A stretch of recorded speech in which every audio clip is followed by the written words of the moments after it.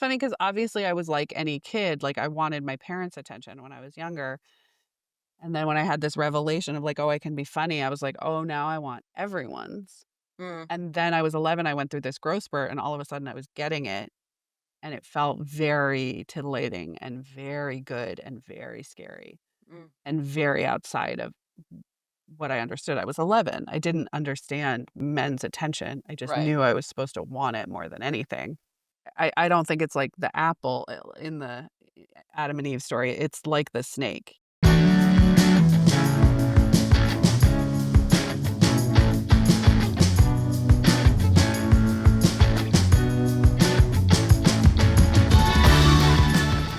I'm Cadence Abuse. This is Busy Body Podcast, and I'm so happy to be here with Sarah Hartshorne. Welcome. That's me. Thank you so much. I'm so excited to be here. So you have a book coming out in July. What is the title of your book? Just says coming soon. The title is You Want to Be on Top, I a love it. memoir of makeovers, manipulation, and not becoming America's Next Top Model. So you were on season 9 of America's Next Top Model, and you were the plus size contestant. That's right. Yeah. And from what I understand, you got on that show kind of on a whim. Uh, not as like I am desperate to start my modeling career. Yes. Yeah. I definitely had never modeled, never thought about modeling more than the average American teenage girl. But I am from a town of 675. Well, at the time, 660 people. Now I'm pretty sure we're up to 685. Not to brag. So now we're basically a metropolis. I say we, I haven't lived there for many years. But yeah, so from a very, very small town, was not at all thinking about modeling as a career. Because also, yeah, I was the plus size contestant. And I didn't know anything about plus size modeling other than like the section of the JCPenney and Newport News catalogs my mom got. And So was like, that was literally like a category that you could be auditioning for? no, It everyone was just just an open auditioned. call. Oh, just an open call. There were like physical requirements, but none of them were for size or weight. Oh, Um, interesting. yeah. It was height. You were supposed to be at least 5'9". They did do a short cycle though.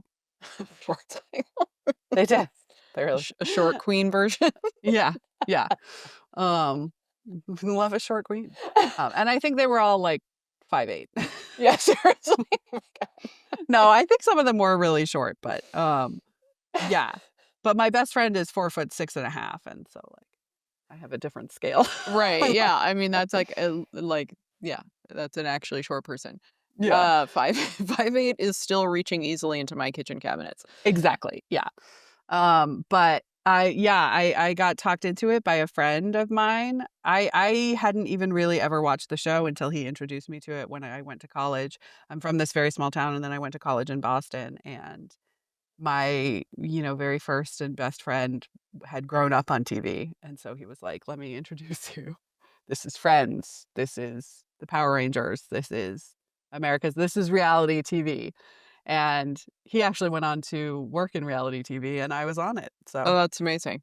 mhm. So I'm also like, once you got cast, there must have been girls on the show that this was their dream that they had been like aiming for their whole lives, and you had this story of like, oh, like, oops, I tried this thing and now I'm here, and I'm also like the kind of X factor in the show. I'm like the black sheep, Yeah. or I don't know how you want to say it, but like you're Yeah. The the other. the othered, Yeah.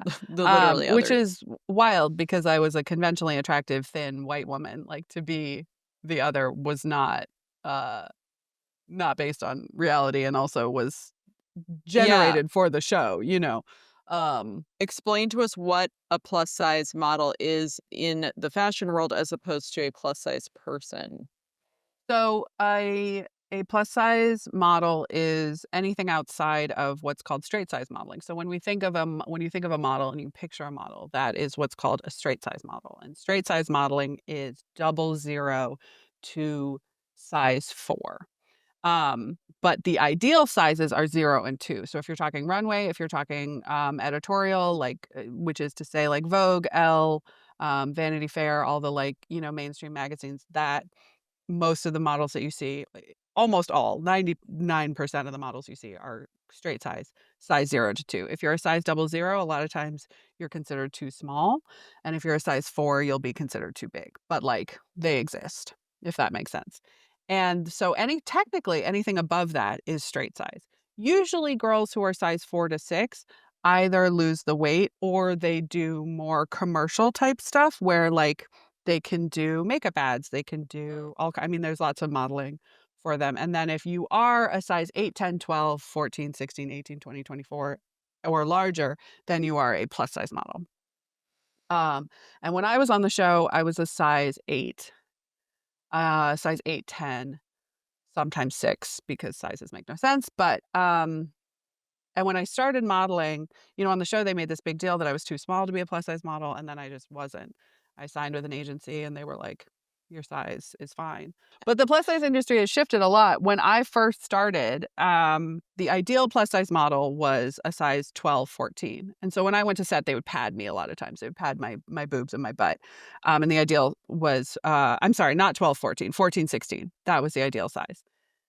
Since then, it has shifted as plus size models became more mainstream and they booked more mainstream like H&M, Aeropostale, Aerie, all that kind of things. The plus size models got smaller. There were more of them. There were more opportunities, but they got smaller.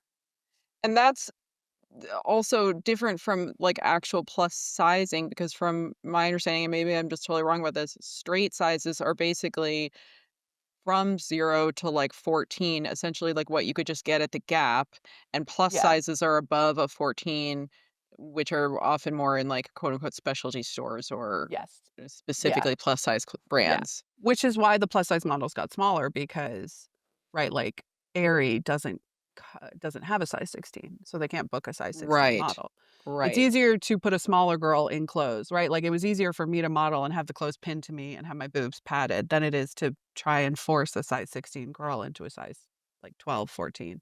Right. And that's so bizarro because now what we're saying is they're booking plus size models to show a more body inclusive image, but they're actually just booking, for lack of a better term, like standard sized humans for Mhm. very standard sized clothing in very standard stores and Mhm. actually not showing truly larger bodies Yeah. wearing regular clothing, which is I've had a couple people on, including a fat activist who makes clothing for super fat people only. She I can't remember, but it's like she only does like size 22 and up or something like that. Mhm. Um, and she talked about how just like she literally started by making bathrobes. Like she was like, there's just literally not regular clothing for people with Yeah. very large bodies. So it's so weird. They're like, they're just showing people that look like anyone on the sidewalk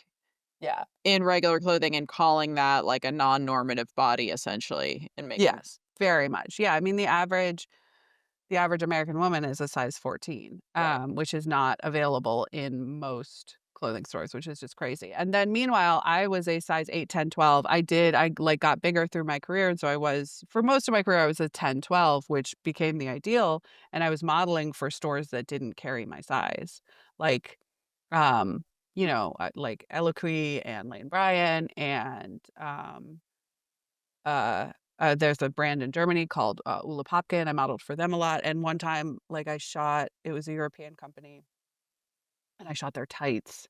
I was their tights girl, which incident fun fact, when you shoot tights, you know how it looks like when you see a tights package in your Mm, mind, like, you see, like, a woman sitting with her legs bent, right, mhm, and then her mhm. ankles crossed with high heels. She was not sitting, she was hiking her butt in the air. She was lying down, hiking her butt in the air with a platform behind on her, like, mid to low back. Because when you Oh, sit, your butt squishes, right, of and course. it doesn't look good. So, yeah, so when I spent the day shooting, it was, like, all You were, like, doing morning, this weird fine. bridge. Yeah. You're basically in an assisted bridge pose all day. Um, and in the morning, it was great. And then I had a big German style lunch and had to hoist my ass up in the air for the rest of the afternoon. And I was like, "Oh boy, that pretzel bun is schnitzeling shit up. That is hilarious because it's a photo of negative space, like, they take everything out. Yes. That's so Yeah. funny. And then they flip the image upside down to put it on the package. But so then I had another shoot in Germany, however many months later, and I was walking around. It was either Hamburg or Munich, I can't remember, and I saw my legs in the store, in a physical store, and I was so excited. I ran in to take a picture, and this woman came up to me, rushed up to me, started speaking to me in German, and I go, "Entschuldige, ich spreche English," and she said, "Oh yeah, this store is not for you." And I was like, "No, no, no, I know, I'm so sorry, those are my legs. Yeah, these tights are not for you, those are not your legs, they're not for your legs. You cannot wear these." And I was like, I I don't know how to explain to you the complexities of what's happening here. So I'm just gonna take a picture and go. She must have been so confused, like, this woman just came in, took a picture, and left. Right, Anne was like, "Those are my legs, those are my "Those legs." those are my legs," and she was like, "They're not your legs, these are not for your legs. You are not wearing these tights. This is not for you." And I was like, "It is not for me." That But it pays my rent, so yeah, that I can't complain. like, you almost wouldn't believe that if someone wrote it into a movie or something. You'd be like, "That's not real. That's I silly." know, I know. Especially because yeah. I never would have traveled to Germany. Like, that is not a thing I would have done on my own, but I got an agency there, and I spent so much time in Germany, and I'm truly so grateful because it was so much fun, and I just yeah, I like, German shopkeepers are so funny. Like, this is not they will 100% tell you if they don't think you should buy what they sell. Like, that is so not unusual. I feel like in America, even if someone who is like a size 10 walked into a plus size store, they're not gonna be like, "Excuse me, we don't have anything for you. Please Yeah, get yeah, out." yeah, That yeah. would be that's crazy. They would just be like, unless the person looked confused and was like, "Why don't you have anything in my size?" Right, right. But if someone just wandered in, you're not gonna be like, "Get out." Yeah, that's But in hysterical. Germany, like and I remember, like, sometimes I would order at restaurants and they'd be like, "This is, like, a really big meal. Are you sure you are wanting this?" And I Yeah. was like, "I love you. You brutally honest freaks. I love you so much." I ordered a meal that was for 2 once, and I was like, "I know what I'm about, okay? Yeah, Bring it out." And it was like, "This is not for you." that's hilarious. I've had kind of, like, what I assumed was sort of just like a non-late stage capitalist experience in France where I'm, like, trying to buy something like like a purse, like a bag, Yeah. and I'm like, "Do you have other colors?" And they're like, "Mhm." And I'm like, "Can I see that?" It's, like, so, like, "Oh, you wanna look at all the things? I guess. You This wanna is the one that we have out." Or, like, I Yeah. once went to this little shop and bought this literally the woman saw me, like, see the little dress in the window, go in and be like, "Can I try that on?" And then I was like, "Oh my god, it's so cute." And then I got it, and then the next day I passed by and she had the same dress but in a different color, and I went in and I was just like, why are they all not out?" Yeah. Like, I didn't Why know are that they you yeah, had that's yeah. I was like, But that's I'm also American, I want to, like, possibly buy 2." I wanna see all the things. I Yeah. know, give me all the things. I love because French are rude, Yeah. but German, they think I mean, they Right. are being nice, sort of, like, it's so polite. It's all so polite. Like, I love Germany. I also never got catcalled there, not once. It is Wow. not part of the culture. It would be very shocking to, like, if someone, like, saw someone catcall. Also, like, I would get there and the way I would deal with jet lag would be to wake up at, like, 5 because, the time difference. I would wake up at 5 and, like, go for a run, and, like, I jaywalked once, and I was like, "It's 5 in the morning, there's no one on the road." I was staying, like, near an airport. I was like, "What?" And a woman, like, was like, and I was like, "Oh, I love it." I d one yeah. There was a photographer's assistant who was gonna be visiting New York, and she was like, "Do you have any tips for me?" And I was like, "Yeah, if you were standing on the corner and there are no cars coming, cross the street, Yeah. even if you don't have a walk signal." And she was like, "I cannot do that." You're like, "Other people will push you if you don't." They'll be Like, you like, have "Why to, are like, you it holding is everything up?"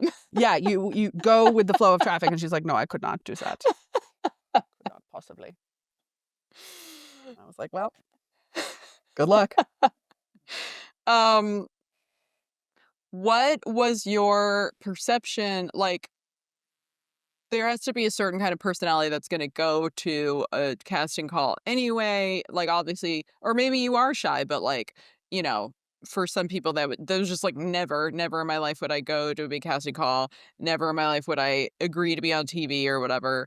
Um, what was your kind of perception of your body or performing or like kind of being in the eye of anyone and anything before you got on a TV show?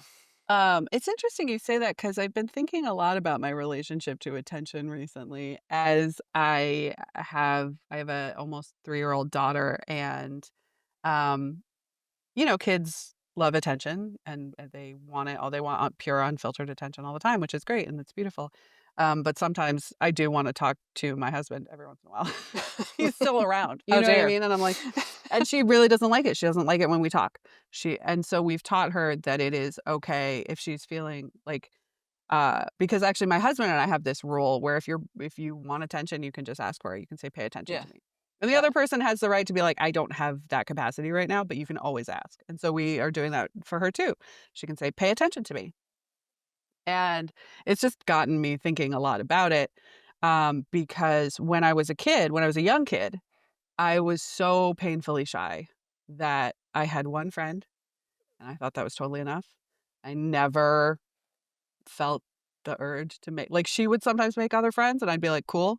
Never felt the urge. Mm, I all of my teachers, all my feedback, I alwa in elementary school, it was always really, really good grades, but Sarah will not speak in front of the class. She will not. She won't talk. She won't talk. I think now I'm looking back and I'm like, was there maybe some neurodivergence going on here because I would also go I had like I forget what they call it. They called it something, selective mutism or something. I would go quiet for like weeks at a time. I just mm, wouldn't talk. mm. But I was so shy already that it wasn't like that big a difference. I was That's just wild very though, because now you're a comedian, you've acted, yeah. you literally list being a speaker as one of the things Yeah. that you do. Yeah. No, and I love and I consider myself a ham now.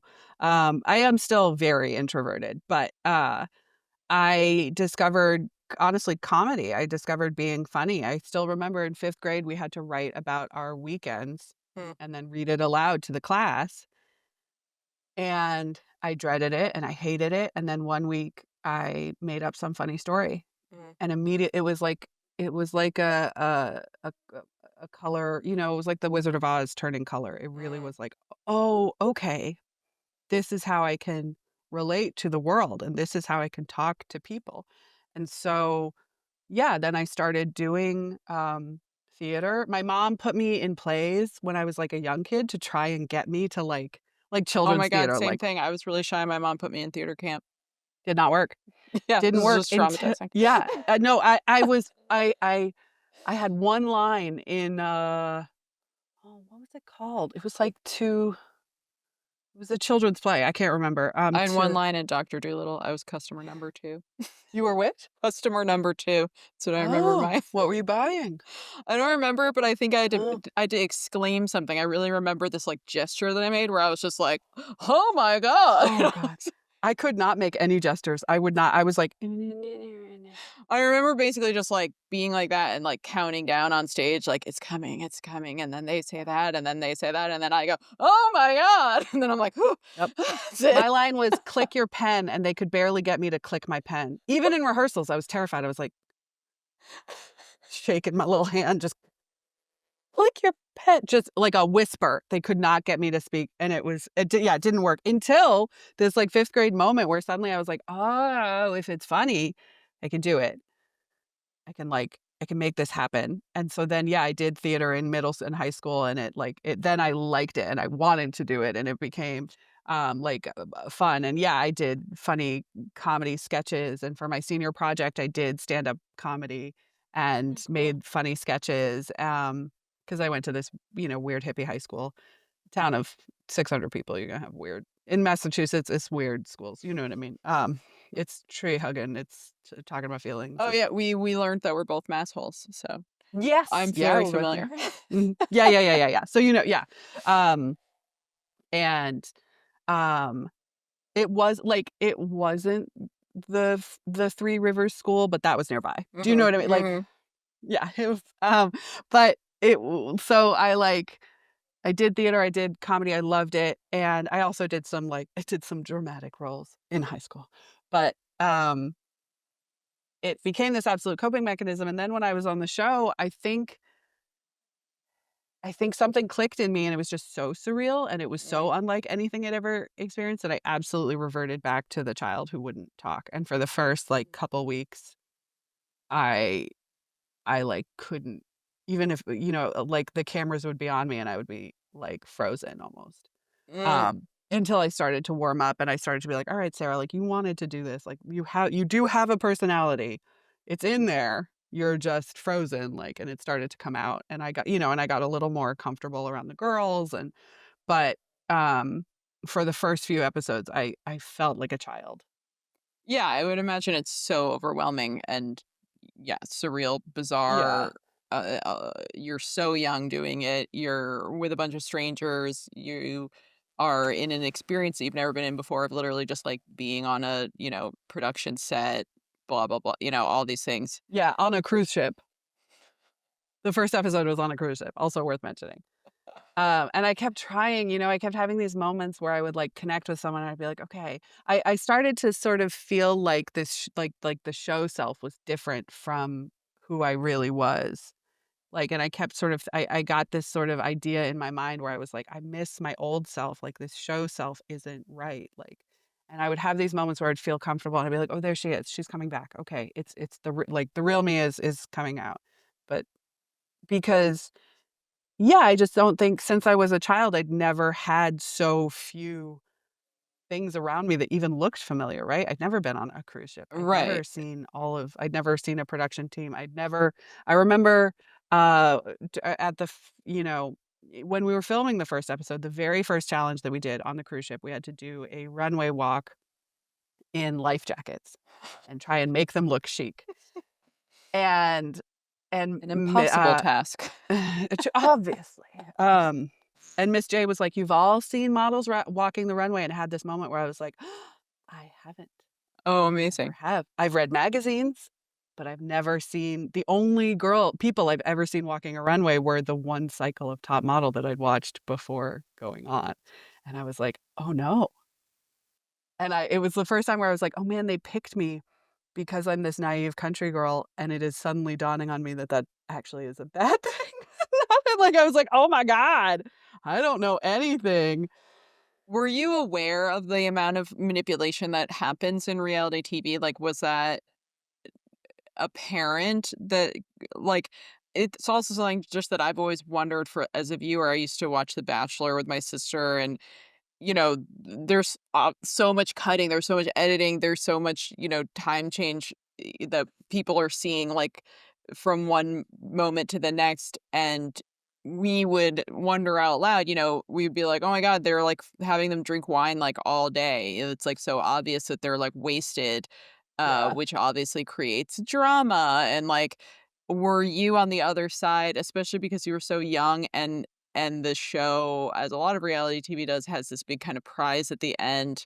So you are competing, you're trying to do your best. Were you aware at the time that it's like a hilarious thing to ask that people make life vests look chic or, were you like, this is definitely what like Cindy Crawford has dealt with, like Man, that's a great question, and I don't know if anyone's ever asked me that before. I think it was just all so surreal that I had nothing. Like, I just sort of early on accepted that there was no grounding myself, like, there was no reality, It mm, was all just weird, it felt like I was in a dream all the time.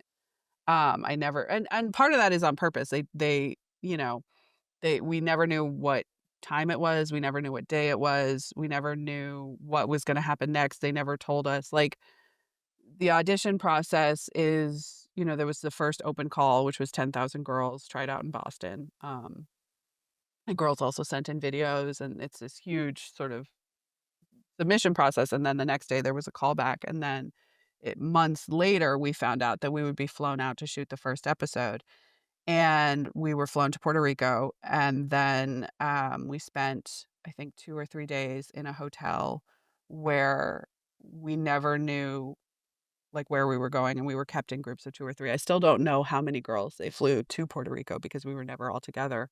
So, for 2 or yeah, 2 to 3 days, it was like you just had to someone would come and take you, and maybe it was lunch, maybe it was, a shrink's office, maybe it was you had to sit for 2.5 hours, do nothing, say nothing, not allowed to talk. Maybe it was one time, like, I talk about this in the book. There was one time where I was like, "Can I go to the bathroom?" And they were like, "No." And I was like, "Okay, but, like, I'm gonna." Right. It's bodily need. Like, I'm not in charge of that. Like, I'm gonna go, and they were like, "Well, n just can you wait?" And I was like, "I really can't. Why?" And they were like, "Can you just wait until we get there?" And I was like, I mean, I can't. Like, I have to pee." So I went to the bathroom, and then they took me all the way across the hotel, and knocked on this hotel room door, and a woman answered it and was like, "Can you pee in this cup?" Oh And my I was like, god. you could've," like, you know what I mean? Like, I get that you didn't want me to know that someone was gonna ask me to pee in a cup, but I can't pee in the damn cup now. And I Right, don't right, right. like, what am I supposed to do? So they were, like, Uh, trying to keep you from peeing because you had to basically do, like, a drug test at some point? yeah, but That's they so didn't tell bizarre. me that, so it was one of these situations where, like, yeah, they clearly had a policy of, like, don't tell them where they're going, right? Because Right, it would've been so much easier for everyone to just be like, "No, you're about to do a pee test, right, so no." right, and you're not minors, but you're, like, still children, 19, basically. yeah. Yeah, you're Yeah. I mean, and I was a stone cold idiot, really, just You're listening to Busybody Podcast, sponsored by Brooklyn Strength, my studio. Brooklyn Strength is a virtual fitness and wellness studio offering weekly drop in live virtual classes, monthly workshops, one to one private sessions with me or my teaching staff, as well as a whole host of self paced coaching courses in strength, stability, injury prevention, as well as Nourish Yourself, my course where you can really deep dive with me to create daily habits around food and movement that are sustainable and not misogynistic, fat phobic, or racist. Challenging, but we do it. If you would like to support this podcast, you can support Brooklyn Strength by signing up for our classes or supporting me via Substack with a subscription. Hope you're enjoying this show.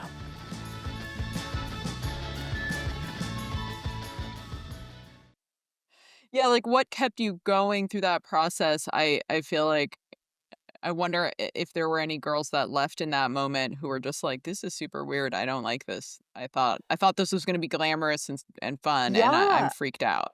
I don't know. I don't know if girls left. I don't know if girls were I do know that more girls were flown to Puerto Rico than made it into the first episode, so I know some girls either left or were asked to leave based on the psychological evaluation, and we did hours of fill in the blank personality testings, and then, yeah, they did the physical. They took hair, they took blood, they took urine, not from me, uh, and they did a full physical exam.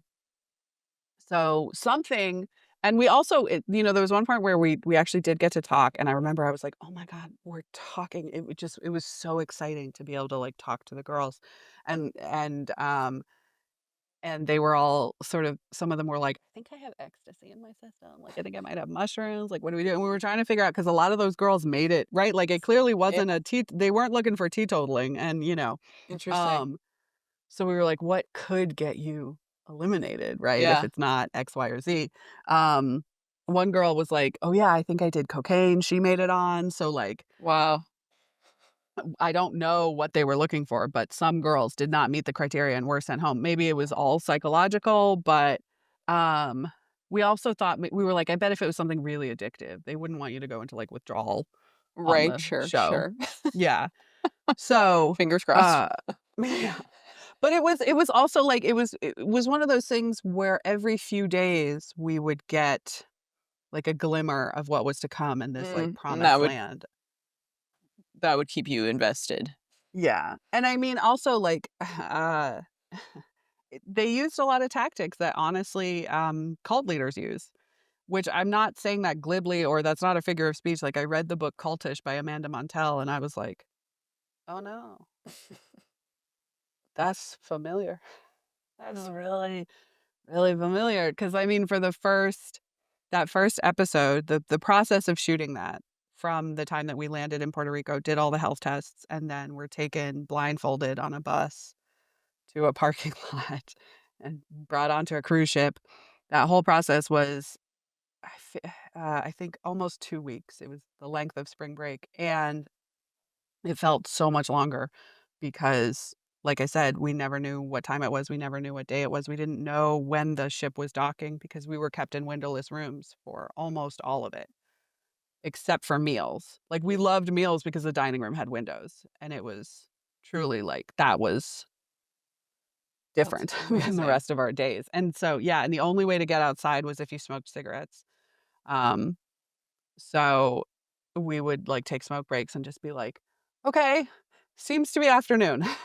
Like, Wow. and they wouldn't let us sometimes, and I think now looking back, I think, like, there were times when they'd be like, "Sorry, guys," like, if or they would be like, "If you guys wanna have a cigarette, you have to do it now because you're not gonna be able to for X amount of time," and we'd be like, "Okay." And looking back, I think it was when the boat was docking because they didn't want us to know if the boat was at sea or docked. My god. Um, and yeah, so it was so surreal, but every few days, there would be, like, we would see, we would get to meet the judges, and so it was like, "Okay, like, this," we're like, it was like adding the carrot, and the rest of the time was the stick, but, um, like, a lot of the tactics that they used were, like, using the same phrases over and over and over again until those become, like, drilled into your brain, and they were doing that partially to, A, make sure we didn't violate the NDA, and also, I think, to just sort of condition obedience. Right. If you use the same language can be very powerful in that way, and Amanda Montal talks about this in Cultish. And I know that those phrases were effective because when I interviewed some girls about that time for the book, and because I was like, "Surely I'm remembering wrong. Surely they didn't keep us in windowless rooms for, like, hours at a time." And I was asking the other girls, and they were like, "No, no, it was hours." And I was talking to Jenna, and I was like, "Was it really hours?" And she was like, "Yeah." And I was so scared. They used, like, scare tactics. Like, I remember just being terrified that they were going to garnish my wages for the rest of my life, and I was like, "That's the phrase." That Mm. and I was like, I remember it exactly, and it was, "We will garnish your wages for the rest of your life. We will garnish your wages for the rest of your life." It was never like, "We will take a percentage of any money you earn." And It that was, was a threat if you broke your NDA. if we broke the NDA or any of the contractual agreements that we'd signed up for. How are you talking about it now? How are you breaking it? Well, a lot of it expired 5 years Mm, after the last episode of the show aired. mm. Is that right? 3 years after the last episode of the show aired? 3 or 4, 3 or 5. And the last episode of this show aired in 2019? My publishers have a great legal team, and they assure me that I probably won't get sued. But, like, I could, but probably All not. press is good press. I know, yeah. But also, you can't sign away your right to future abuse, like, that's not legal, and NDAs have lost some of their weight, especially in the state of California, which granted is not where we signed our contract, but it's Yeah, I mean, that sounds like the kind of legal agreement that's basically unenforceable because it's so broad and bananas. yeah. But not Uh if you're 19, you're like 100% they can totally do that. Yeah. No, and I mean, they told us that they were like, "We will sue you, we will sue your children, we will sue your children's children's Right. children, we will sue your parents." They were like, "We know your fine," and one girl was like, "Well, I don't have 5." They were like, "We will sue you for $5 million. We'll garnish your wages for the rest of your life." And one girl was like, "Well, I don't have $5 million." And they were like, "We know. We know how much money all of you have. We know how much money your parents have." Oh my god, that's really demented. It was, yeah. Did you buy in to the goal? Like, were you hoping to last? Were you excited? Was that really part of it, or was it more that you were going to be on TV and the kind of this wild experience? Yeah, it more was for being on TV and just for the experience, and it felt like an opportunity that would be crazy to pass up, and that was another one of the terms that they used. They were like, "This is a once in a lifetime opportunity. There are a million girls that would kill to be where you are, and we have their phone number." And again, they use that phrase over and over, Mm. to the point where when I got it wrong just now, I was like, "You got it. There are a million girls who would kill to be where you are, and we have their phone number." And it was a team, right? It was a team of producers and lawyers. It was a bunch of people all using the same language, but, um, I honestly I went back and forth with it. I never thought that I would win, ever, and I remember talking to Celicia, and she kinda knew, and she did, she won. She Mm, knew that she was gonna win. She went in knowing that, and I remember being like, "Man, that is, like, beautiful." I don't know how to do that. I don't know how to make that mental shift where I mm, can feel so sure. She was like, "I'm gonna win." And I remember, Chantal was on my cycle. She was a beautiful blonde woman, and she said, "I was put on this earth to model and make babies." And she and I were up for elimination together when I got eliminated, and I just remember thinking, "I can't fucking send Chantal home. I don't know why the fuck I was put on this earth." mm, mm. You know? Like, I can't send her home. She was put on this earth to model and make babies. My God. So, yeah, I didn't think I was gonna win. But I had moments, like, when I won a challenge, I was like, "Wait, am I?" It was like, I just was sort of floating. I was, like, Mm, floating along for the ride, like, really just whatever, like, it was so surreal that I didn't know. Like, I remember, there was a casting associate who right before we started shooting in LA in the house for real was like, "You have to have a strategy. You have to have, like, a way to make yourself known." And I remember thinking, "Man, I don't have that. I don't just gonna do whatever the other girls do as soon as we're allowed to talk." Because that's the other thing is when we're in these windowless rooms, we were not allowed to speak to each other. You're not allowed to speak to other contestants when you're not on camera. So we spent this week also in silence, not allowed to compare experiences, which is another tactic that cult leaders that use is, yeah, that's really bizarre. because solidarity Right. builds confidence um, and like a yeah, Resistance. resistance, and so, yeah, there was no talking, um, so I was like, "As soon as I can talk to the girls, I'm just gonna do whatever the fuck they do," and I felt like I was floating most of the time, and then sometimes I would kinda come down to earth and be like, "Fuck, I'm in this competition, I should, like, do something," so I, like, won Right. a challenge, and I was like, all right," and in my journal, I wrote, "Am I gonna be America's Next Top Fucking Model?" But you did end up modeling afterwards. So you've talked about how you don't get paid to be on reality TV. Some reality TV shows people do get paid, but the vast majority do not. So Yeah, that was not like a reason to be on the show, but one no. would imagine, and I think a lot of people think, oh, the opportunity, the reason why it's like, oh, when's the lifetime opportunity is if you're on reality TV, potentially you have a career now waiting afterwards if you can kind of make a name for yourself. I guess that was pre like major social media though. Yeah, we had to delete all our social media. Mm, Facebook existed, that was it, but we had to delete it and have all our photos taken down. I think mm, it's very different now, and I think it was different even in later cycles of the mm. show. But you Yeah. did model afterwards, Mhm. and was that kind of a conscious choice where you're like, "Now I'm in it, and now I like it," or were you kind of being offered that path, and so you're like, sure, I'll go there now." I mean, honestly, I don't think I was so much offered that path like, it wasn't first of all, they cut my hair off on the show. I went in with long brown hair, and they cut it and dyed it blonde, which I loved, and I loved the haircut.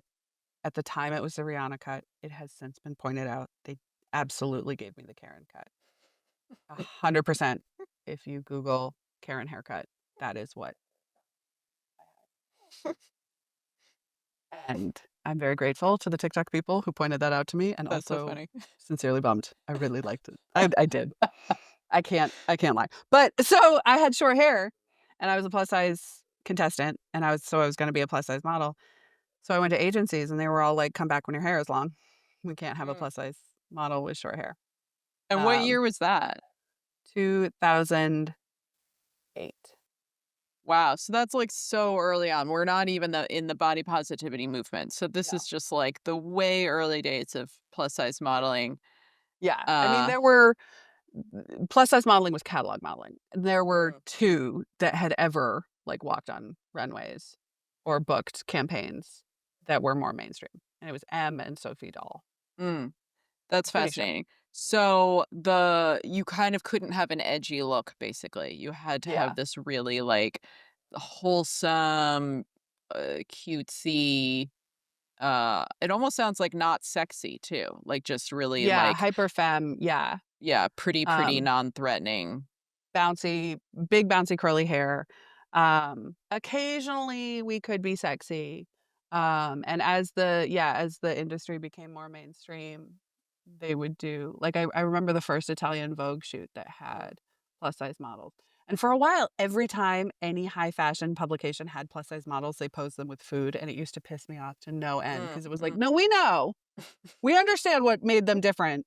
You don't have to stand them next to it to be like, "See, So they eat that. so They eat that, demented. and then they look like that, and we're okay with it." It was so demented. It pissed me off. The whole and it's a beautiful Italian Vogue spread. It's beautiful, but they're all like whole like and For it's like, "No, sure. no, Oh my god. Ugh. we understand." That's so sick. You've written about how also women are always posing with their mouths open and not standing upright. Yeah, yeah. Next time you flip through a magazine, just take a look at the models and see if they have their mouth closed and if they're standing to their full height. I was so proud because I did one high fashion cover and I was standing to my full height and my mouth was closed. And is that like a direction that like they're literally like open your mouth? Like were they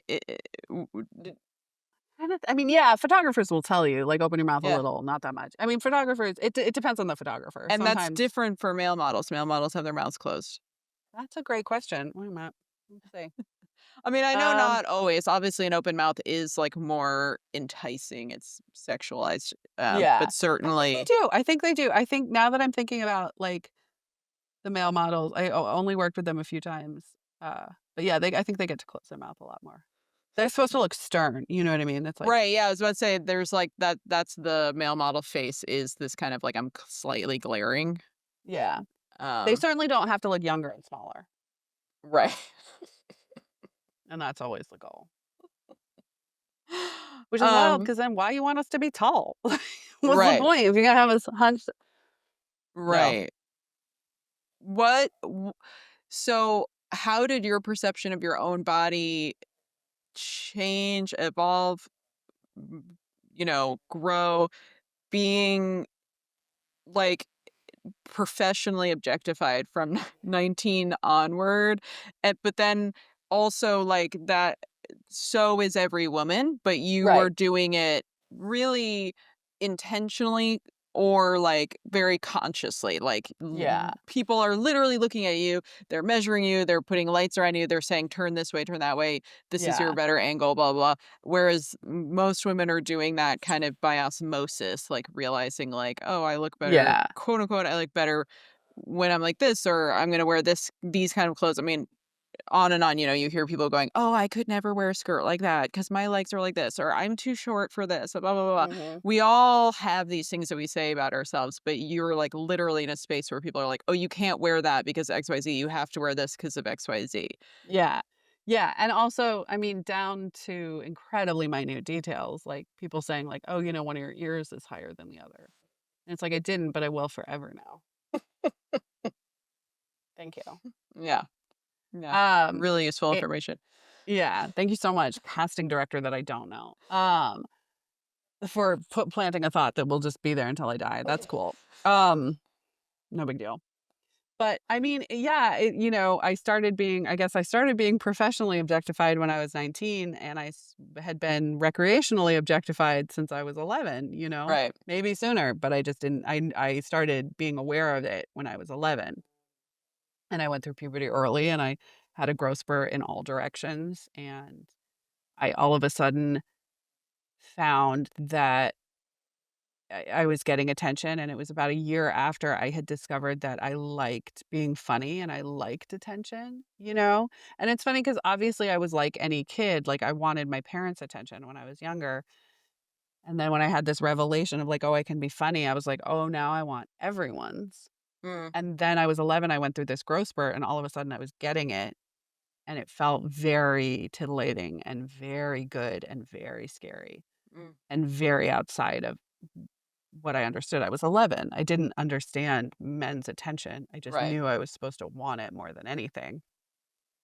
So it's like, Yeah, I mean,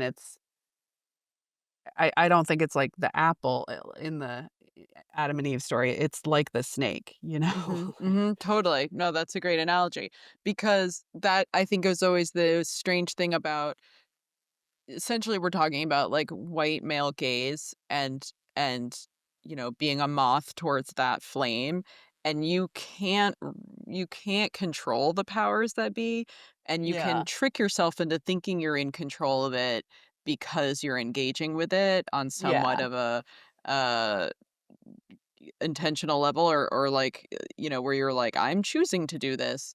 But I right, think that's, like, the constant conversation. It's the, like, Kim Kardashian breaking the internet, being naked, and it's like, is she in charge or is she, like, ultimate objectifying herself? right, Um, yeah. yeah, No, and also, yeah, I was quote unquote winning, right? right, Like just Kim Kardashian, she gets money and attention for being attractive. That's what we're all supposed to want. right, We're just not supposed to acknowledge that we want it. We right, all are supposed to be beautiful in a very and specific way. in a very specific way, and we're never supposed to acknowledge that we are trying to be, right? Like that's the yeah, the I'm not like other girls thing. Mhm. And I played into that really hard in my early 20s. And I am super grateful to the professor that broke me out of it. Um, I was a pretty exemplary, um, uh, not yeah, pick me girl. Sorry, I couldn't think of the term. I was like, what did I want? Them to pick me, and they did, and I won for Mhm. a long time.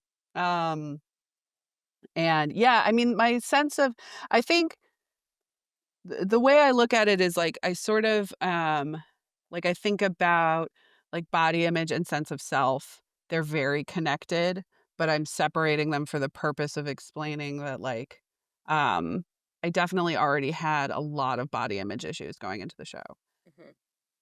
and they made them much worse. Uh I had very disordered eating that fell into a full-on eating disorder on the show. Um but I think I had a pretty strong sense of self before I was on the show. Mhm. And I had no sense of self afterwards. Mm. And I Mm. was not the only one. And it was really interesting to rewatch because I'd never seen the show after I got eliminated. I stopped watching. Um, it was just too hard. It's like Sure. watching a party you didn't get invited to. Yeah. Um, and got kicked out of for very complicated reasons. And it's, and it's a party that wrecked her sense of self. Um, but I watched it when I, was writing the book, and it was so interesting because like all the girls said in some sense, like, I don't know who I am anymore. I don't know who the judges want me to be. Mm. I have no sense of self. And I remember talking to, I think it was Bianca and Jenna. There was a rumor on our cycle that Victoria, who competed, one of the competitors, had found a piece of paper that had the, like, tropes that they wanted us all to fit into. Like, it had, like, how they were gonna market all of us. Mhm. And what's so funny is I asked the producer when I interviewed him, I interviewed an executive producer, and I was like, "Would that be possible?" And he was like, "No, no, we had a really strong policy against carrying any paperwork like that on set." So it's just totally made up. It existed, that type of paperwork existed. Right, right, right, right, I right. do not know if she found it. I don't even know if she started so the rumor started on this day. It was the makeover day. There was a rumor that she had found this piece of paper. And Bianca and Jenna and I were sitting around, and we were like, Bianca was like, "I'm pretty sure I'm gonna be the villain." And Jenna and I were like, "I don't know what I'm gonna be. I have no idea." And Bianca was like, "It's okay, the producers do." Oh my god. There was just this feeling of like, well, they know who I am.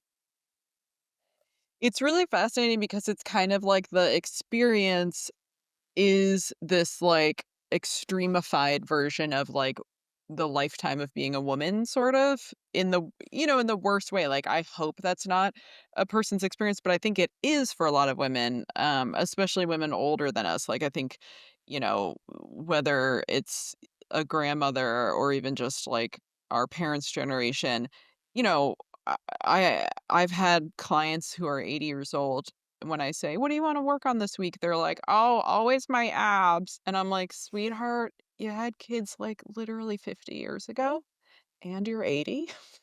And it's the abs are they're just never gonna be what you want them to be at this point. Like, let's Yeah. let go of those balloons. And And yeah, my it's like grandmother to have spent your lifetime wanting to be different, outsourcing, like, looking external for who you are, your sense of who you are, validating for who you are, like, that is so many women's experience, like, I'm always looking to be told that I'm beautiful or young or whatever, attractive in some way. People talk about, like, oh, when you're get to a certain age, you become quote unquote "invisible," which essentially just means, like, you're not getting catcalled apparently, you're not yeah, getting, like, straight white men are not flirting with you, like, that's yeah, being invisible. yeah. I will say when I was pregnant, I was having a conversation with some people, including a straight cis white man who was standing right next to me, and I was like, "I don't think this man knows I'm here." Mhm, mhm. And he reached out to shake someone's hand and touched my stomach and was like, "Oh, oh, oh." And I was like, "Yep, I knew it. You This literally motherfucker." didn't know. And I was not being quiet. I Right, was in the conversation. It was yeah. like 4 people. He didn't Someone wanna walked up disturb you as a and he was like, person. "Oh, I'm so sorry I didn't see you there." And I was like, I Yeah, know. yeah, and you're It's not short. fascinating." I'm Yeah, not sure, and I was yeah, pregnant. I mean, I was like 8.5 months pregnant. I was like, that's insane. I can't do anything for him, and so he just did not see me. Yeah, yeah, and I feel like your experience on the show is like this it's like, this a compressed experience of what it is to be a woman just objectified in this very in the way that that we are, but, like, super obvious with people Yeah, literally being like, "Your value is completely tied up in how you look, and you are not yeah, worth anything to us anymore, goodbye," you know? yeah. Oh, you are eliminated. Yeah, Yeah, yeah. yeah, which my How did having that experience change your perception of just being in the world as a woman? Like, to have that experience so intensely when you're so young, and then to continue to model and be in fields like acting and just like being in the world, and also like objectively being an attractive white woman, like, w- what, what has that brought to your just experience of yourself? That's a I mean, I don't gigantic have a question. lot to compare it to because I was so young, you know? And it felt so much just like an amplification of real life. You know what I mean? It was like all those things that you secretly thought are true. It just was a confirmation of and a harvesting of seeds that had been planted before the show. You know what I mean? Like I had body image issues. I suspected that I was attractive but too fat. You know, it's like that's what the world was telling me was like, "You're so hot, even though you're a And then that's size." basically the job you're getting. Yeah, Hot but and so fat. yeah, hot but fat, and which, and then after the show, I heard all the time. So sorry, I heard all the time, like, um, uh, "You don't look plus size. You're so Right. beautiful." And I had to be like, "Well, actually, plus size isn't an insult," when in my head, it was. So I was playing these very complicated roles of, like, body advocate for a body that I did not wanna advocate for, Mm, and a body I did not love mm, and did not feel positively towards, right? mm. Because the body positivity movement was, like, emerging, and I was trying so hard. While also, like, being the plus size model and not liking my body and, working on recovering and learning how to, like, care for it and eat um, and so, yeah, it was very complicated. I don't have a lot to compare it to because I was so young, right? It really was like, Right. when you're Literally in middle and formative. high school, you have all these sort of ideas building, and then, yeah, I went on the show and it confirmed all these terrible things. And then I worked as a model. But I will say that working as a model did help with a lot of my body image issues, not in the way that might be most obvious. It's not like I was getting positive reinforcement and that made me feel good. It didn't. I wish it did, but it didn't. I still wanted to cry every time photographers showed me photos at every single photo shoot I did, whether it was a test shoot or a professional shoot. Um, a test shoot is when a model shoots with a photographer just for her book. Mm. So they're usually like a little bit, you have a little bit more creative control, but you also do have to like show off your body and what Mhm. you look like to show to clients so that Mm. they will then book you. Um, but it did help just take some of the pressure off because everything was so high stakes on the show and they worked so hard to like whip us into an emotional frenzy. So it's like every little thing mattered so much that the fact that my body wasn't what they wanted and wasn't what it was supposed to be felt like the end of the world. Mm. And then I started working as a model and I was like, okay, I don't like my body and it's not what it's supposed to be, but that's just my job. And Mhm. it became this kind of helpful compartmentalization of like, if a client didn't like me or I didn't get a job or whatever, I was like, that's just my that's just a professional setback. It's not the end of the world. It's not who I Mm. am. So it kind of helped me separate from those emotions a little bit, which then when I quit modeling, kind of set me up to do more of the work to be like, Right. okay, let's actually build this relationship It's with my interesting body. because I think a lot of people's assumption would be that somebody who's doing plus size modeling is a body advocate, that they love themselves, that they're, they're being literally a visible example of, a different body type that's like ridiculous to say is non-normative because it's like literally normative, but not normative in the fashion world or whatever venue that they're in. But um your brand, you're not necessarily like your social presence isn't this like really body positive active, like you're not in an activist space Yeah. necessarily. And Yeah. but your visibility, anyone's diversity visibility is in itself a kind of activism. So that's really interesting because I remember, now I can't remember her name, but she was like the first like plus size model on the cover of, Crystal Ren. yeah. Is that her? I'm guessing. She She was the first on the cover of, like, everything. Could have been yeah. Ashley Graham, but probably at Crystal Ren, who She's then lost a bunch of weight and became a straight size model again. oh, that's not her then. She's like a super fat person, she's got tons of Oh, tattoos. uh, uh, uh, yeah, yeah, yeah, yeah. Oh my gosh. I know, Oh, I I'm can't, totally and blanking, but I her can, like, picture her. partner has a bunch of tattoos and stuff. They were, like, very Yeah, visible for a little while. I don't yeah, know why I can't remember her name. I'm um, terrible at everybody's names. yeah, But she was, like, very much an activist, or is, you know? yeah, Um, no, my brain keeps saying Beth Ditto, which is not right. She's the lead oh, you're singer. right, I feel like it's Beth It something. is Beth something, right? Okay, wait, We'll find it and we'll put it in I the know, we'll notes. remember, Um, yeah, I can picture her, but I yeah. just Tess Holiday. Tess Holiday's not Beth, but it was No, but it's a a short E, it's a first name. it's a short yeah. Tess Holiday, right, right, right. Yeah, Yeah, beautiful. yeah, And a great example of actual body diversity because I right. think the other thing that people don't remember, and there is so much pressure when you're a plus size model to like to say you love your body, and I still think like that was what the producers wanted me to do because right after my cycle, a plus size girl won, and she was very able to articulate that like body positivity of like, yeah, like curvy girls rock and we're just as good. And I was just like, I don't know. Mm, I don't they would be like, "Oh, I heard Lisa says she thinks you don't belong here." And I'd be like, "I think that too sometimes." mm, mm. And they were like, that's not what we're looking for." And I was like, I don't know what to tell you. You're not gonna beat out my low self-esteem, okay? You can Right, try, right. but you can't. So, I'm already there.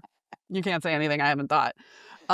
But yeah, I think it's, we put all this pressure on plus size models to be body like, advocates for body positivity, and we Right. forget that, first of all, most of them are thinner than the average American woman, like and because 'cause they're mostly tall, right? Even if they are still, an actual plus size and not a size 0, you're 5'11", it's different, and there's also a lot of pressure to be quote unquote "good fat," which don't even get me started, um, to have an hourglass figure and to, have it all point up Mm, mm, and have those certain shape of breasts and certain abs, and, like, I remember, my agent telling me, like, "You can gain as much weight as you want as long as you don't lose the lingerie line," which is a mm. line in your abs, and it's just a genetic thing, it has nothing to do like, it's not a thing you Okay. can control. Um, so there's so much bullshit that you put up with, like, surrounding your body, and then you're supposed to turn around and, like, advocate for it, and it was very hard, and it was a role that I just really struggled with because I was advocating for something that I had a terrible relationship with my Yeah, I body. mean, it's I've talked to, I mean, I've had a lot of activists and just like all kinds of people on this podcast, and some of our conversations are just about how it's not normal for people to see themselves so much. Like, that's just not normal. Like, Yeah, whether it is like on a Zoom or, but just like the world of social media, doing selfies all the time, uh, just seeing yourself reflected essentially all the time. That's not our sense of ourselves internally versus externally. Like, it kind of can't match. And so, yeah. like, Yeah, we're I just supposed to see our reflection in rivers occasionally, exactly. and rivers and lakes, like, we're not supposed to. Exactly, and to do that professionally, to, like, literally see your legs in a store, to have your body compartmentalized actually, instead of Yeah. just, like, being a teenager who's, like, obsessed that your elbows look funny or something, you know? Yeah. Um, how does that change your relationship? You know, we live in our bodies, and your body was your work is your work, and then, like, you also just take your body to the grocery store and you with your family and stuff. Like, how Yeah. does that change your perception of yourself, or when you're just taking photos casually?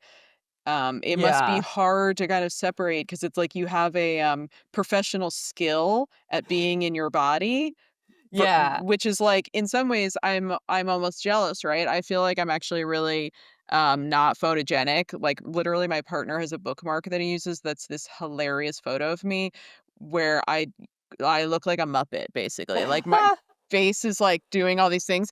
And it's like one of those photos that when we saw it, we both laughed so hard. We were like crying, and he was like, I have to print this out. And he like keeps it as a book.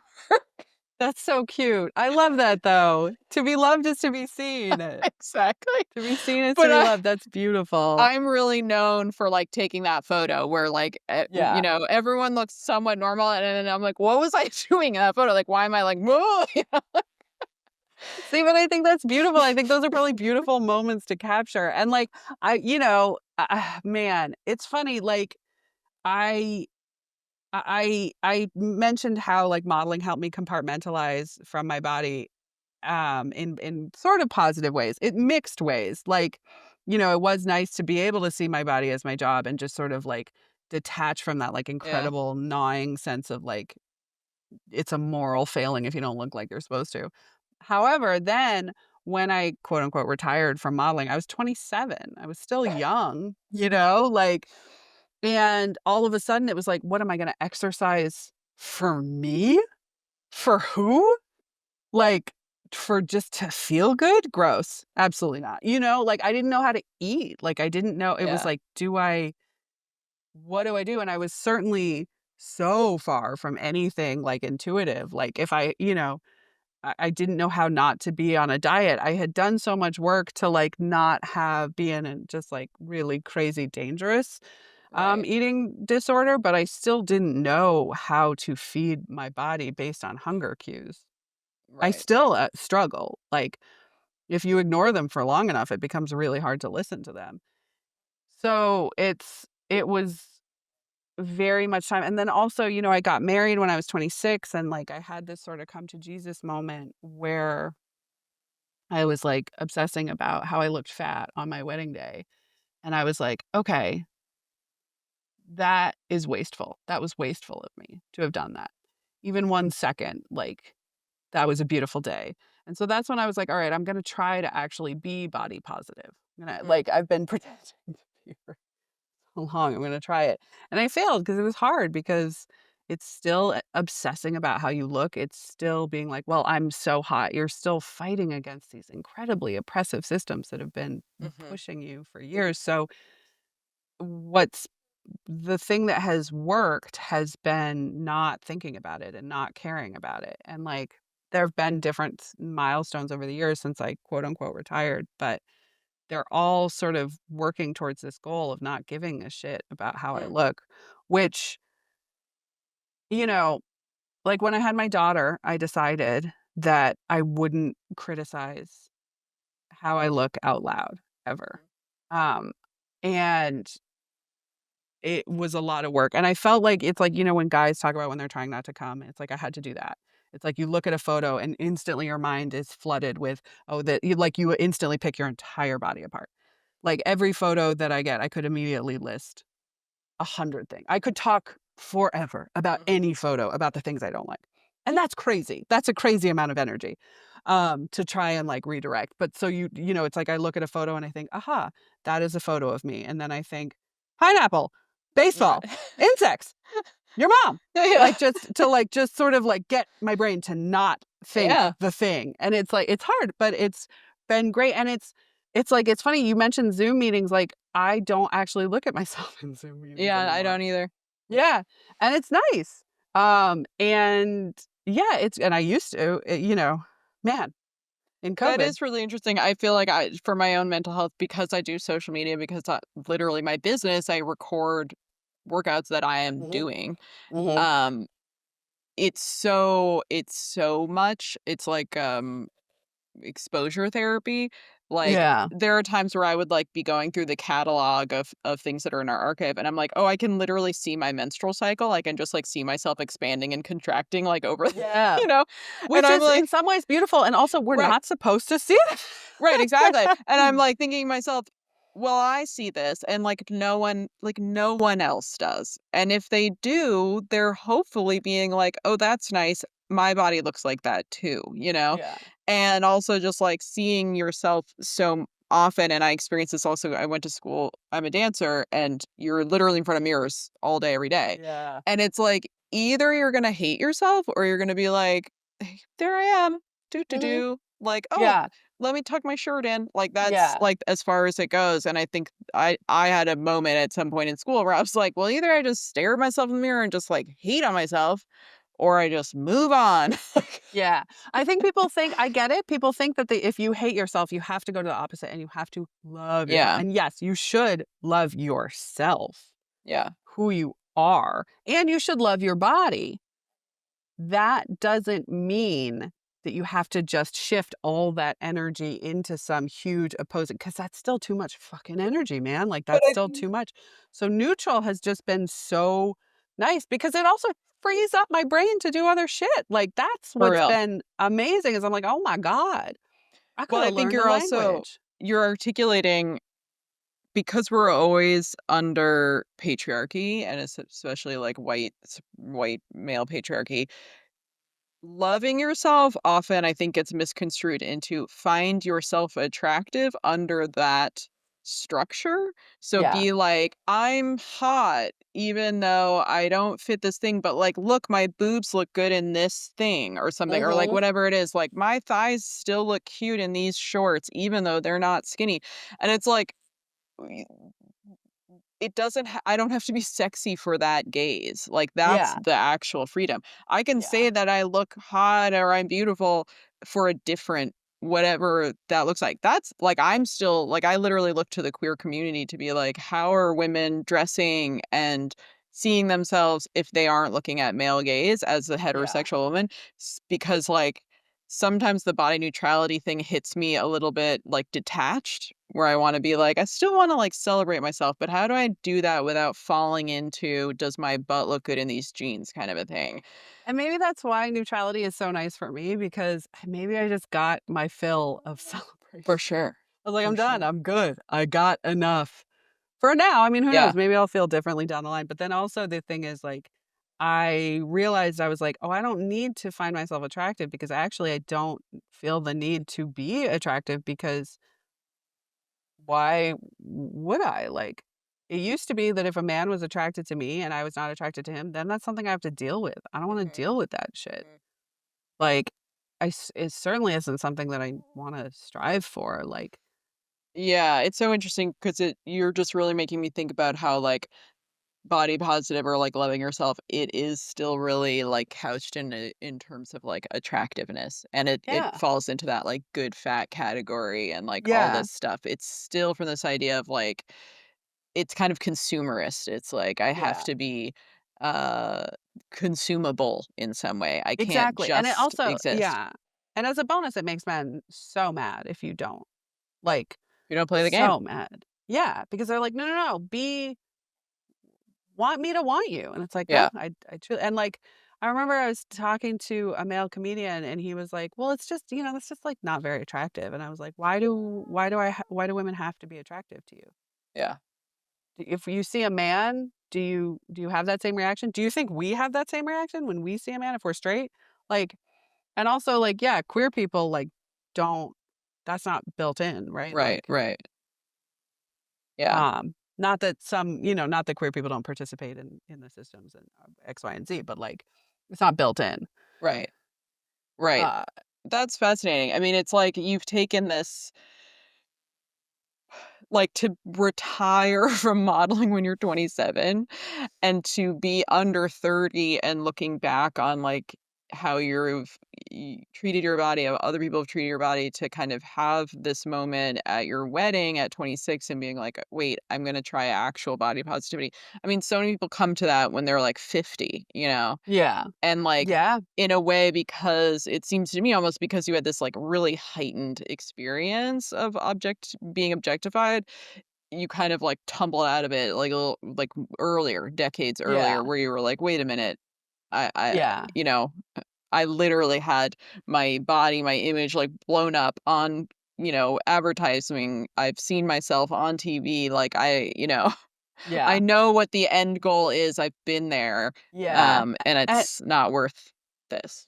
and it caused a lot of reflection, like, and, to be fair, I am still very much in process, and, especially after I quit modeling, there was still a lot, like, it was, like, I dyed my hair blue, and I got a bunch of tattoos, and yeah, and I did try to be very body positivity. I took a bunch of photos of myself, and I was like, "I look great even though I have blue hair, and I am, heavier than I've ever been, and X, Y, and Z, and my weight's still yo-yoed," and it's still it's all a process, but I got set on a path to, like, fix the relationship and to come to a good place and to, yeah, just, I think it did, but it also, like, so my grandmother, my dad's mother, she had dementia, and she died, I think, when I was, like, 25. So I didn't reflect on this until later, but, like, I remember, she had always been very, very thin her whole life, and after the dementia hit a certain point, you actually had to, like, they had to start locking up parts of the kitchen because she would binge eat to the point where she got so, so sick, Oh my god. um, and it became, like, a real issue. And she did put on a lot of weight, but that actually wasn't the issue. The issue was that she would eat herself sick if you couldn't really keep certain food in the house. And I remember talking to her after her she had 4 sons, and they were just all trying to, like, deal with this and do the best they could, but, like, they just were like, "Why is she eating? We don't understand." And I remember talking to her, and I was like, we were having lunch, and she's like, "But we can have a cookie, right?" And I was like, "Yeah, of course. Do you want a cookie now?" And she goes, "Yeah, I want a cookie now." So we were, like, eating the cookie during the meal, right? We're eating lunch. We had Right. sandwiches, but we're eating a cookie. And I was like, "Do you want another one?" And she goes, "Sarah, I didn't eat any cookies my whole life. I always want another one." And I was pretty sad at the time, but when I actually was able to have some perspective and distance and reflect on that, I was so sad. Because at the time I was just like, "Oh, she's like a child. She always wants cookies." I didn't really think about the fact that she was probably on a diet for fucking 70 years. Seriously. And then she finally her brain gave her some freedom in this bittersweet, tragic way, and she could eat whatever she wanted. Her brain would let her for the first time in her fucking life, like, that's so sad. Yeah. And I was talking to my mom about it, and I was like, "I don't th" and I think and it was sort of the thing where I was like, "I don't think I ever wanna be on a diet again." Like, I will try to eat healthy, I will try to make good choices, I'm not saying, but I don't think I can ever. Yeah, there's a difference between restriction and Yeah, I was like, I care. don't think I can ever, like, I'm never doing South Beach, I'm never doing Atkins, I'm never doing keto, or I'm not gonna do that. And I was talking to my mom, and she's like, "I'm not ready, I think that's gonna be me, I'm gonna be on a diet until I can't be anymore." And I was like, "That's so fucking sad." Yeah. Like, do you know how sad that is? I don't know.